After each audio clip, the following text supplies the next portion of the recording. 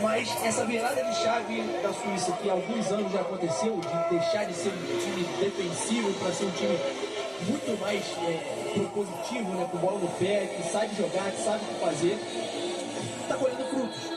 Está numa quarta de final de Copa do Mundo, a gente viu a Argentina se complicando contra o Egito, se complicando contra Cabo Verde, e a Suíça é mais time do que os dois.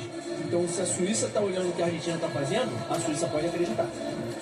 Perfeitamente. E aí a gente está vendo a tristeza, né? O contraste da alegria dos suíços com a tristeza dos colombianos.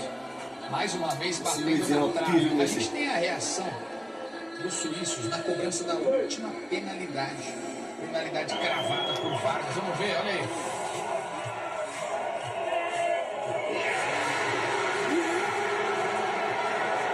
Futebol é demais, né?